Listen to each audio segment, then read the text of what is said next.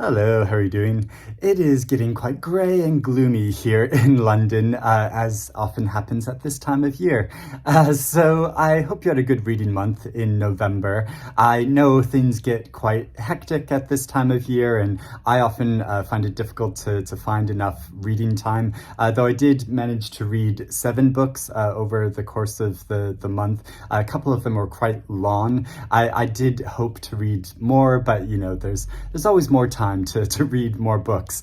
So I'm going to get into talking about the different books I read, all really interesting and good books that are quite different from each other. So I'm quite excited to talk about all of these, but I'd be really interested to know if you've read any of them as well, or if you, after hearing me talk about them, if you're interested in reading them, please let me know about that in the comments below. But I'd also love to hear about some of the best or worst things that you read over the past month as well. It's always wonderful hearing what other people have been reading and what you're thinking about. So first off, I want to talk about this novel, Dinner Party by Sarah Gilmartin, which is subtitled A Tragedy. And this is about a contemporary Irish family of farmers called the Gleesons, and it follows their story over the course of year, although it sort of flashes back in time as they have a couple of separate dinner parties to commemorate very close family members who have died. And so I felt like the title was almost like a misnomer at first, because the novel begins immediately with a dinner party, and then almost not many pages the dinner party is over, and I thought, like, oh wow, I thought this was going to be a whole novel about a dinner party, but it does circle back to another dinner party. But anyway, I'm making this sound more complicated than it actually is. It's quite in some ways, like a quite straightforward novel about family life, and how all the details about how our family members, when we have these family events, we come to them with the best intentions, but how they can quickly spiral out of control into arguments and chaos, and how our family members are the ones that sort of know us best. There's this intense familiarity there, but at the same time, like, our family members can sometimes feel like strangers to us, and so there's all these contradictions about family life, and I think that's something Sarah Gilmartin captures really well in this novel, in describing this family through one of the daughter's points of view, who's now a young woman, and who is sort of suffering with the grief of her close family members, but then struggling to connect with the family members who remain, and the varying levels of allyship or arguments that occur between the different family members. And so it's really poignant how she gets at this aspect of family life, but also community life. I think she really describes this Irish community in a very striking way, and how there are also these contradictions which exist in community life, that that communities can come together and support each other in really important ways, but at the same time, there's local gossip, and families can be sort of pigeonholed, and how this has slightly destructive effects, and that's really personified in the figure of the mother, who has quite a temper on her and is prone to just sort of lashing out in anger. And she's a really striking and vivid character, but also in the sort of community level, she loves to gossip and know everyone's business, but at the same time, she doesn't like her family being discussed in the same way. And so there's that sort of contradiction there to it. And so there's a lot of poignant aspects of this novel about grief, but also eating disorders. The central character suffers from an eating disorder, and but then it's there are some quite like humorous moments as well, and I like how she gets at describing how the daughter is sort of listening to the mother talk or sort of not listening to her. She just sort of, it becomes sort of white noise, and she's like trying to read her book, and while her mother's talking at her, and then she realizes that she's expected to respond to something her mother says, and so she's trying to scramble to know how to respond, and to figure out what her mother was talking about. And so I feel like there's these slightly humorous aspects of the interactions she gets between the family members, but also, yeah, she gets at a lot of the poignancy of it. So yeah, this is a really good novel, and there's some really beautiful writing in it as well. There was a very striking line, I thought, where she was describing the physical similarities between family members, and she writes, "He had a similar skin to herself, the kind that flashed up feelings to the world." And yeah, I just thought that was such a wonderful, vivid way of describing, yeah, the family resemblance, and like the skin, the physicality of this family. And so yeah, I thought this was a really good novel. A Shock by Keith Ridgway, which is a novel that I picked up. It was published earlier this year, but it was listed for this year's Goldsmiths Prize, and I am so glad that it was, because this is an extraordinary novel. I think it's really striking, and yeah, unlike anything I've read for quite a long time. It's also another novel that's sort of quite a lot about community life, particularly about an area of South London, which I live very close to and I'm very familiar with. So I know I probably have a sort of slight personal connection to this novel in a way that I know people reading it in other parts of the world might not do. You know, there's a lot of local references, like the redevelopment of the Elephant and Castle area, which people might not know about if you don't know about the area, which is just a very particular area of London, and is a very rundown area, but which is finally being redeveloped. But there's, you know, all sorts of controversy of that, of an area being gentrified, and then the local population sort of being forced out, and, you know, all those sort of issues, which, yeah, just sort of hearing that name, Elephant and Castle, you wouldn't really know that. But then there are other references, like the how local buses went from you can't use cash on local buses anymore, and, you know, that was sort of a thing for a while. But yeah, it sort of captures this community through a number of different individuals. It's almost a collection of short stories, and following their different lives, but these people have sort of loose connections to each other in the community, whether they sort of are roommates or live near each other, or are sort of loose friends with each other. And it all mostly centers around this pub called The Arms, which is depicted on the beautiful cover of this novel. And but each section is written in quite a distinct style that sort of matches with the character's psychology. So some of it is a much more straightforward representation of a character's thought process, or following the dialogue between characters. Some of the sections are very dialogue heavy, and you get to know and understand the characters, and by what they're not saying, or subliminal things in what they're saying. Like there's sort of some subliminal racism which comes out over the course of one of the conversations. But then other sections follow really the inner thoughts and processes of these characters, and how some of them get slightly hallucinatory. I mean, whether they're sort of drinking or on drugs, or that's sort of how their minds work. Yeah, you follow these very like intense thought processes as they go about their day, and some of them, yeah, get quite hallucinatory or even nightmarish. There's sort of the opening section is, I think, both nightmarish and sort of sad and moving, but also really funny. It follows this older woman as she's steadily getting drunk in her apartment, as her gay neighbors next door are having a party, and she's just sort of drinking and starts clawing through the wall to peek into their party, and just the whole process of that I think is really funny in a way, but it's also really tragic because she's grieving for her lost husband, and she's and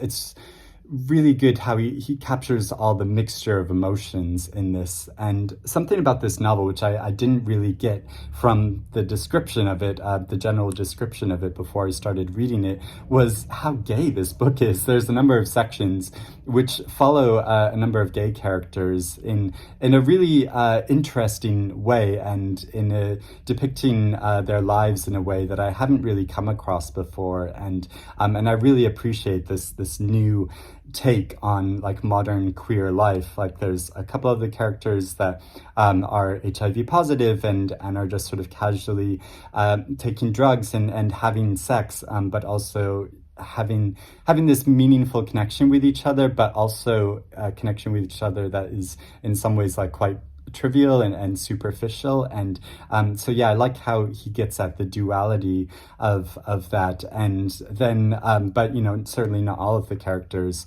are gay. There's other characters that are slightly more ambiguous, and there's a character that gets really involved in politics, in local politics, and there's a character that's sort of working class, and he's a builder, and it's a really striking section where he gets sort of trapped in this house that he's doing assisting in some construction on, and so it's slightly nightmarish in that way, but also comic. And so again, he gets at that kind of duality of it. And and the writing is I guess you could call it slightly experimental in the way that he approaches this psychology and point of view in this fiction. There's some at some points it goes into the point of view of like a rodent, and there's quite a lot about sort of mice that are going in and out of apartments and stuff, and so it's really striking and interesting. And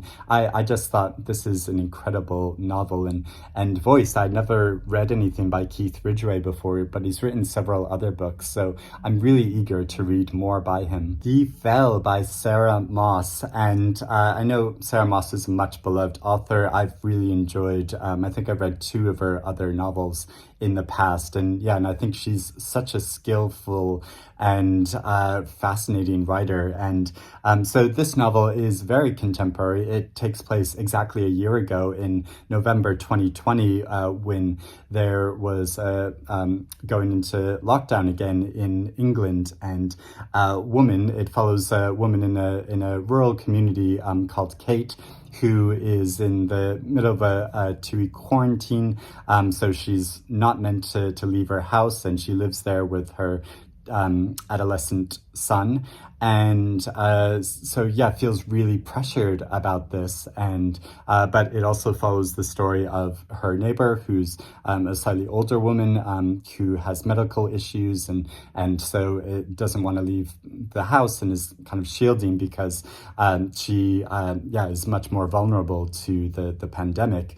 But it also follows an emergency response man and his life as Kate gets into a situation which she can't get out of because she decides to leave her house because the pressure gets too much. She's a single mother. She's lost her job. She and has been cooped up and is feeling really the pressure of the circumstances, and she just wants to go for a walk out on the local fell, or sort of rural sort of slightly mountainous terrain that's around her house, because she sort of thinks like, well, I'm not going to physically encounter anyone out there, so it's very low risk. But but at the same time, if things go wrong, it's a very high risk because she could be fined for leaving her house, but also the local community members have started sort of reporting on each other if they see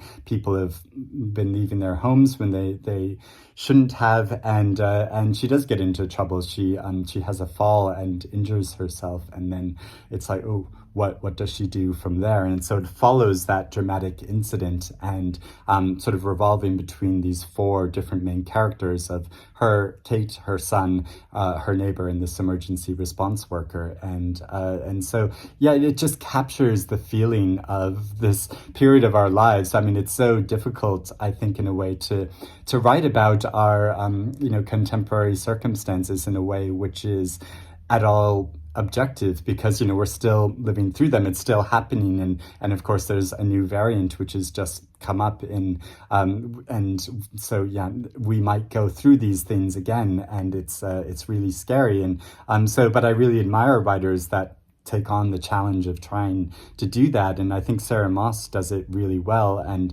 Ali Smith, of course, did it in her most recent novel Summer as well, and because she does really capture the mood and the feeling of all of these emotions we're going through, the terror and real fear that we have as the stress builds up over time, over the real uncertainty of what's happening, but also at the same time, realizing, I certainly realize that I'm in a much more fortunate position than a lot of other people who don't live in such privileged circumstances, and the characters really express that in this novel. And I really like how the neighbor, she starts watching random YouTube videos, as I found myself doing over the past year. So I think there's a lot in this that's really relatable.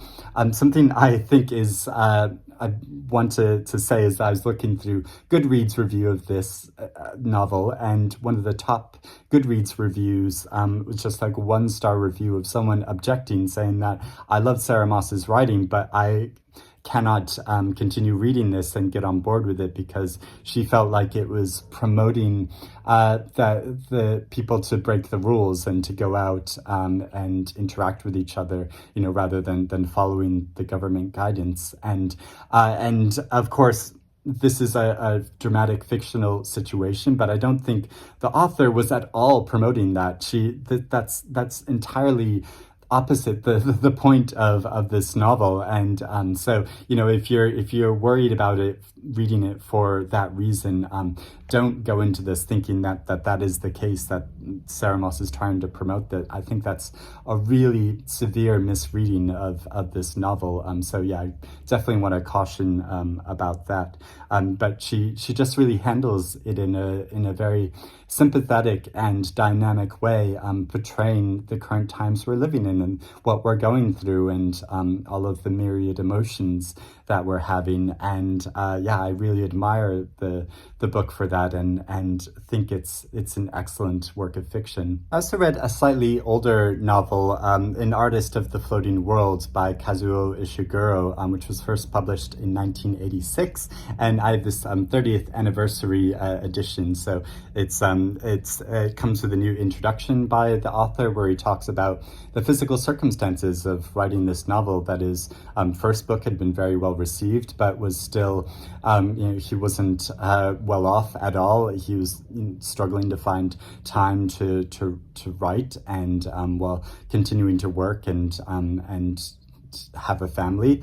And so yeah, it's really interesting going back, and because I'd never read this before, but I've read his more recent novels, and to go back to his earlier work to see the development of his style and how he gets psychological insight so well, and telling the story of a man in the years before and after World War II in Japan, and it's a really unique new perspective, because I've not really read about the life in, or much about life in Japan from the point of view of the Japanese during the wartime. I mostly read fiction from like an American or more Western point of view, and so following his his life, and how he deals with the circumstances in this politically fraught time, and alliances or in the community, and how you politically position yourself, and then how you psychologically justify your political position, is really interesting. And it follows his immediate family life, as he has two daughters, and one who is married and one who is not married, and how he's trying to arrange a marriage for the second daughter, and the myriad problems sort of involved in that, in trying to strike up a family alliance, but then how that sort of questions his own past, and his work as an artist, and his political position. And since we're all very much in his mind, in his thought process, I think you're sort of lulled into this sense of believing him and trusting him. He's a very likable individual, but then over the course of the book, you start to question him a bit, and like, how much can you honestly believe what he's saying? And there are some points where he says, like, well, I think this is what happened, I think this is what was said, but was that really what was said, or is that just what he's revised in his memory over the course of time to, sort of suit his position? And I think that's really fascinating. And so yeah, it's a really great book. It's probably not my favorite by Ishiguro. I probably prefer his more recent novels, but this was a really interesting read. Now, as this is Nonfiction November, I did want to read a nonfiction book, and one that a lot of people on YouTube have been telling me to get to is Empire of Pain by Patrick Radden Keefe, which is a very long book. It's over 500 pages long, and is account of the Sackler family. The Patrick Radden Keefe is a journalist, and he pieces together the story of this very powerful, wealthy, influential family that acquired their wealth through involvement in the pharmaceutical industry. And so he traced the development of three brothers, Jewish brothers, who come from very humble origins in New York City in the early 20th century, but how they, through their ingenuity and hard work, they acquire this dynasty and this empire of influence and money and power. And in doing so, he basically traces the development of the medical industry in America from the last century. And I really got to see through reading this book why America is in the state it is in regards to medicine, and how so many people are really struggling to get the medical care that they need. How it's really governed and driven by money and profit. The pharmaceutical industry is, and how this has influenced what is prescribed and the care that is advised to be given. And this is just one instance of that, following the development of the drug OxyContin, which is a pain reliever, but which is highly addictive, and which has led to so much addiction and death and a lot of problems, which weren't acknowledged for a very long time by the pharmaceutical industry and the Sackler family, and but how numerous trials and numerous cases have shown that this is actually the case.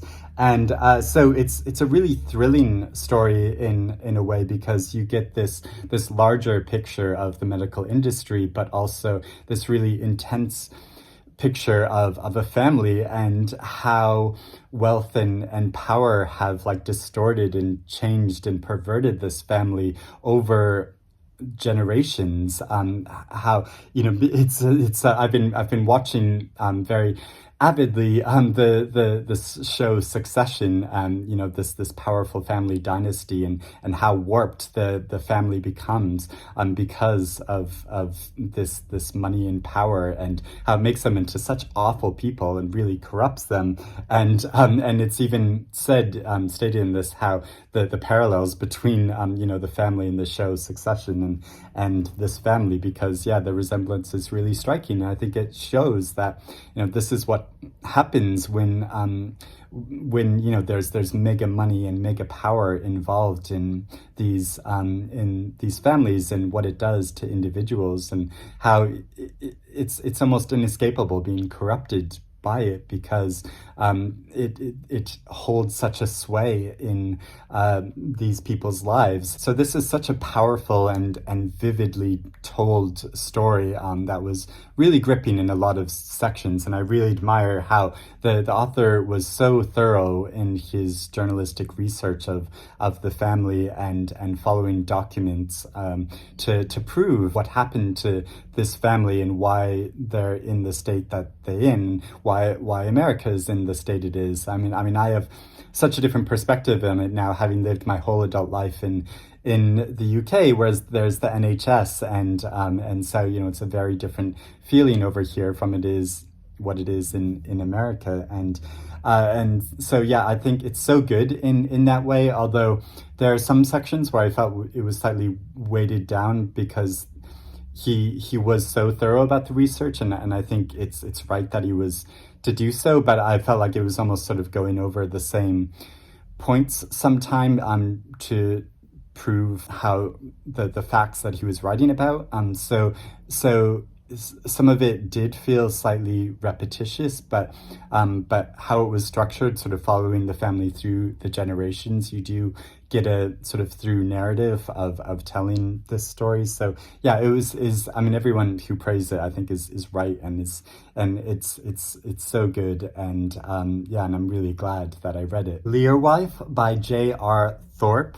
which has such a beautiful cover, and the author image is very moody, and so this is a debut novel, and it's really striking and original new voice. It's highly poetic in some ways, but also very intense and vivid, telling the story of the wife of King Lear from Shakespeare, and following her account after the events of the play, when King Lear, who went mad, has died, and his three daughters, who he was trying to distribute his kingdom to, have also died, and so following her point of view, who of a woman who has been exiled for 15 years and in an abbey, and she lives in this abbey, and her interactions with the nuns, and you gradually learn over the course of the book why she has been exiled to this place, because she doesn't really understand even why this has happened to her, why she's been sent here, and why she's living here, and so has a real bitterness about that, obviously, as you would do, being sort of thrown out of the family and thrown out of royal life to live with a group of nuns who she very hilariously says at one point, trying to speak about emotions with nuns is just like trying to talk about politics to a piece of wood, and so you get this sense of that being really isolated there. She has a servant girl with her, but has a slight fraught relationship with some of the nuns, and so I think it's really striking and original, following her thought process and going through her pieces of her life. You get these sort of fragments from her life, because actually, as JR Thorp writes it, King Lear was her second marriage. She was also married to a very young king who was very pious, but that ended fairly early on, and then she married King Lear, and so following her story and piecing together her development, but also in the immediacy of what's happening and how she wants to leave the Abbey to reconnect with the kingdom and grieve for her family, who is now all dead. And so, in some ways, I feel like it's slightly tricky where the author chose to start this story, because it's the essential drama of the story, or there just isn't much actual drama to the story, because it sort of takes place after the events of the play. And so, all of the big dramatic events have sort of already happened.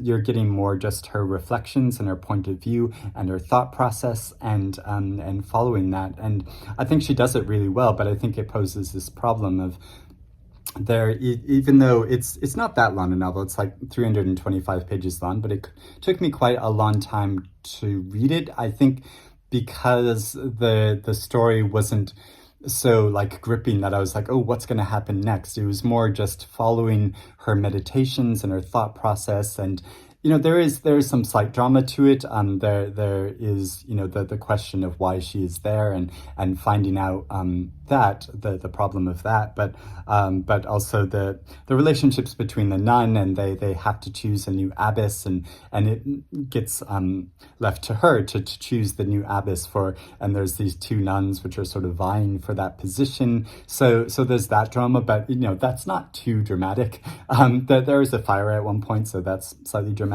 But yeah, I just felt like even though I really enjoyed and appreciated the writing in this, which I think was really striking, there just wasn't, in terms of plot and the story, it didn't grip me as some other books and stories do.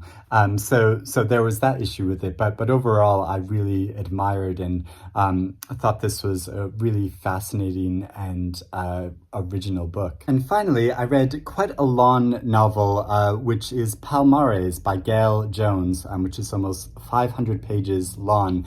And this took me quite a while as well, but was such an involving and fascinating story, and also has a really beautiful cover to it. And so I was really highly anticipating this book, because Gayl Jones is such a fascinating author. I've also read her novel Corregidora, which was published a number of decades ago, and which Toni Morrison was a big fan of and promoter of. And but Gayl Jones is a very reclusive author and hasn't published anything for quite a while, but this is a book which has been in the making for quite a long time. So I feel like the publication of it is such an event.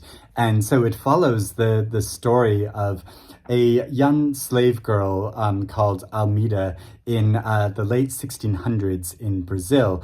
She's born into slavery, and you follow her point of view very vividly over a number of years as she is sold off to another plantation in Brazil, and but then is stolen away and taken to a community called Palmares, which is made up of ex-Black slaves who are sort of running their own community, and following events after that. And there's a lot of events after that as well, and all of the complications of this society and these communities, and it portrays life in this time period so vividly and strikingly, and I've never read about this time period through this area of the world, and it's so striking to think how the slavery industry in Brazil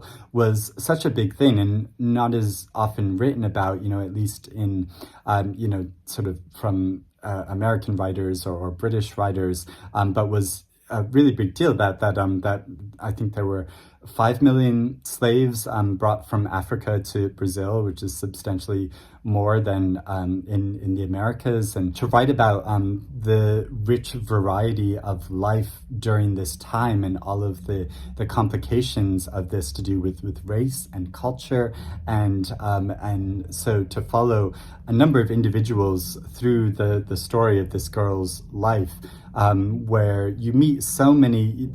This has such a wide cast to it.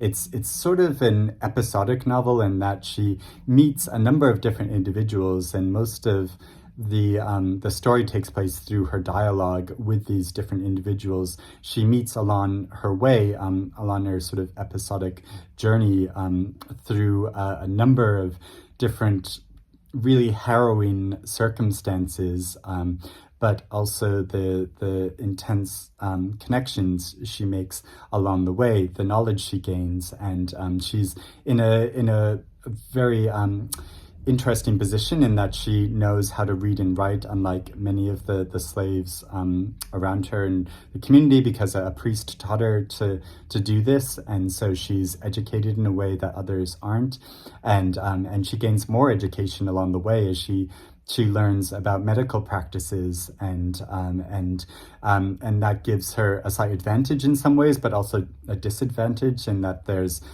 sort of paranoia and fear about, and she kind of labeled as a witch by some, and so yeah, you follow her adventures, and it is it's such an epic story. It's so rich in detail, and I feel like probably a lot of it like went over my head, as I don't have the same context and understanding of this history as I do reading some other books, but I found it so fascinating and really vividly told, and so striking and original, and yeah, the way she gets at the psychology of her characters, I think is so different from any other writer I've read, and so I think that's something so striking about Gayl Jones's fiction, and so I'm so glad that she's still producing new work, and I think apparently there's more novels to come from this. So yeah, quite an incredible novel,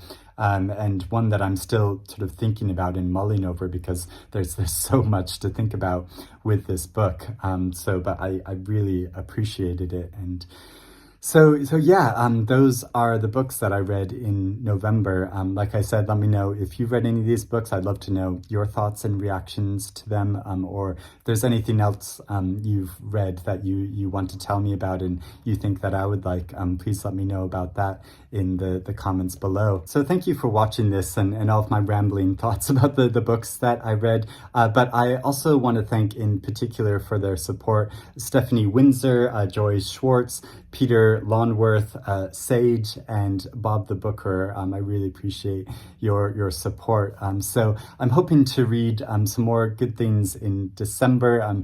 It's a very busy period of the year, but I'm hoping to find some quiet reading time amongst all the hubbub of the holiday season. But yeah, I hope you get some good reading time in as well, and I will speak to you again soon. Bye-bye.